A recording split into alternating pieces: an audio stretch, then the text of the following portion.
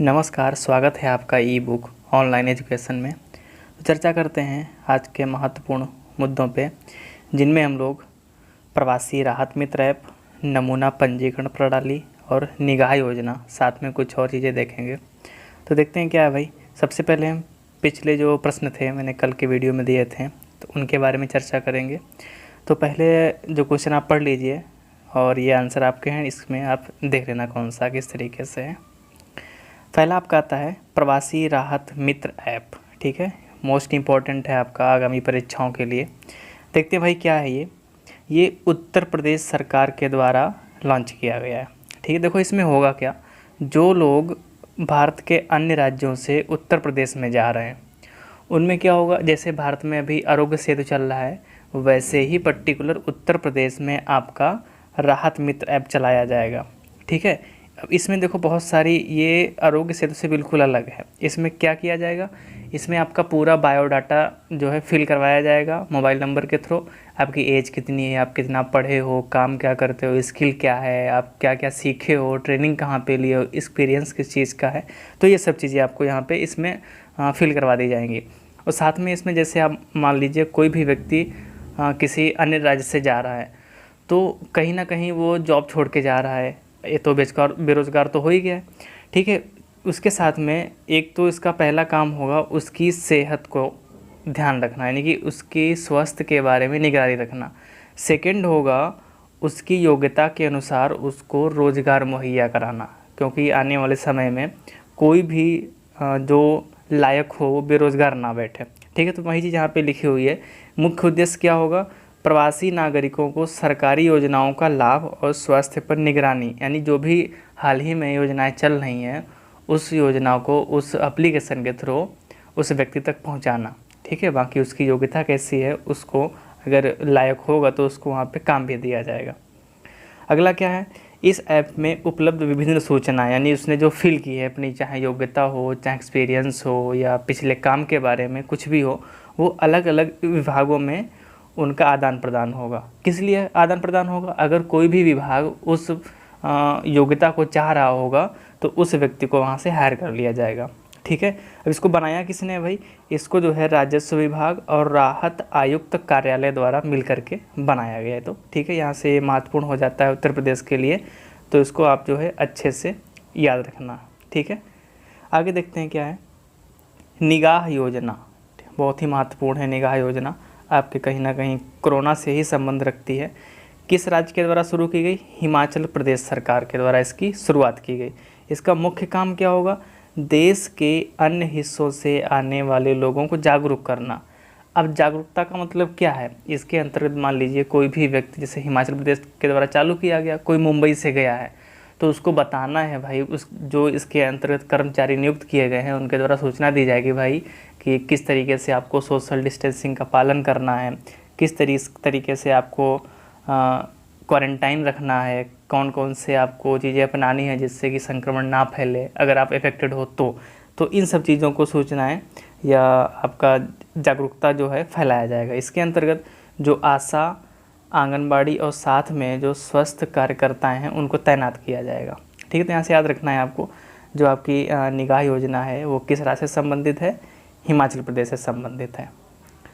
अगला आपका है UNEP का गुडविल एम्बेसडर, किसको बनाया गया है, दिया मिर्जा को 2022 तक का, ठीक है। वर्तमान में भी थी लेकिन इनको जो है 2 साल और एक्सटेंड कर दिया गया है, क्योंकि UNEP के गुडविल एम्बेसडर का जो कार्यकाल होता है वो 2 साल का होता है। अभी भी थी ये और 2 साल और बढ़ा दिया गया।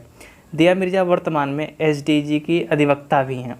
अगर आपने हमारा WHO का अपने लेक्चर देखा हो तो वहाँ पे हमने SDG की चर्चा की थी। अब SDG क्या होता है, सस्टेनेबल डेवलपमेंट गोल, इसके अंतर्गत आपके 17 गोल रखे गए हैं, जिसकी गाइडलाइन यानी कि WHO की गाइडलाइन के अंतर्गत सभी देशों को उनको अचीव करना है, टाइमलाइन रखी गई है।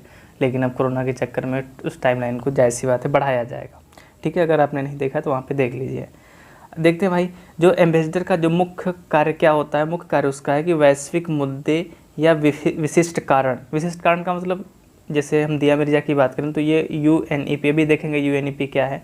UNEP के लिए बनाएंगे तो UNEP का जो है समर्थन करेंगे वैश्विक स्तर पे, ठीक है। तो उस ये काम होता है कहीं ना कहीं उसको किसी चीज़ का समर्थन करना या उसके बारे में जागरूकता फैलाना, भाई पर्यावरण क्या है, कैसे बचाया जा सकता है, पेड़ लगाओ या पेड़ ना काटो, इन सब चीज़ों को लेकर के।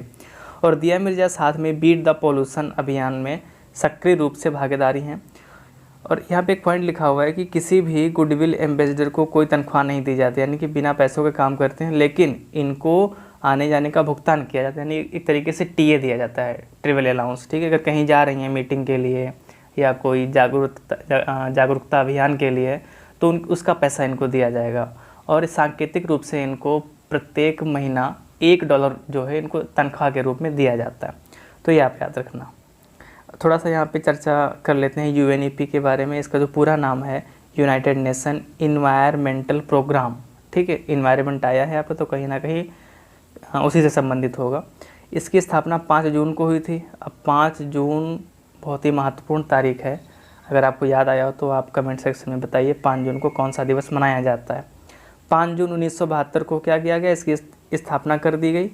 और इसका जो मुख्यालय है वो नैरोबी कहाँ पे है, केन्या में। जो इसके वर्तमान में प्रमुख हैं इंगर एंडरसन है। इंगर एंडरसन आपके जो हैं वो डेनमार्क हैं। साथ में ये मैंने विकीपीडिया से एक पिक्चर लिया है, तो इसके बारे में यहाँ से आप देख सकते हो। अगला आता है महत्वपूर्ण मुद्दा, ये भी है नमूना पंजीकरण प्रणाली। अब ये है क्या, ये हर साल जारी की जाती है, जिसके अंतर्गत शिशु मृत्यु दर या अन्य सांख्यिकी के संबंधित आंकड़े जारी करती है। जारी कौन करता है, रजिस्ट्रार जनरल द्वारा 10 मई को जारी किया गया। ठीक है, साथ में इसके अंतर्गत जो इस रिपोर्ट में जारी किया गया है जन्म दर, मृत्यु दर और शिशु मृत्यु दर का डाटा जारी किया गया। इसके अनुसार ये आपके जो हैं 3 महत्वपूर्ण बिंदु हैं। पहला, जो राष्ट्रीय जन्म दर है वो कितनी है, 20 है। मृत्यु दर कितनी है, 6.2 है।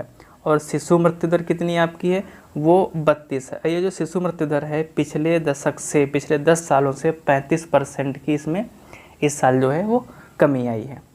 ठीक है, अब यहाँ पे एक महत्वपूर्ण पॉइंट ये लिखा हुआ है कि जो जनसांख्यिकी सर्वेक्षण है, यह जो आपका प्रणाली है वो जनसांख्यिकी सर्वेक्षण के अंतर्गत आती है, जो पूरे भारत में 1969-70 में लागू कर दिया गया था। ठीक है, तो याद रखना कि जो नमूना पंजीकरण प्रणाली है वो पूरे भारत में कब लागू की गई, तो याद रखना आप 1969-70 में पूरे भारत में लागू कर दी गई थी।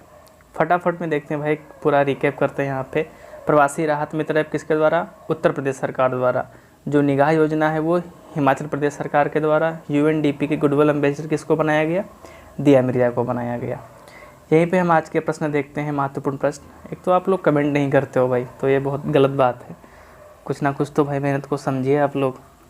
पहला आपका है कि BRO भारत के अलावा किन देशों में अपना कार्य सुचारू रूप से करता है, पहला क्वेश्चन। सेकंड में क्या है, विश्व रेड क्रॉस दिवस कब मनाया जाता है। थर्ड आपका विशाखापत्तनम में कौन सी गैस का रिसाव हुआ। फोर्थ है आपका संदीप कुमारी किस खेल से संबंधित है। पांचवा आपका टेराकोटा किस भाषा का शब्द है। ये सभी क्वेश्चन आपको मेरी पिछली वीडियो में कहीं ना कहीं मिल जाएंगे। अगर आपने सभी वीडियो देखे हैं कंटिन्यू, तो आपके 100% 5 क्वेश्चन आप जो है इनका सही आंसर दे पाओगे। तो वीडियो कैसा लगा कमेंट सेक्शन में ज़रूर बताएं।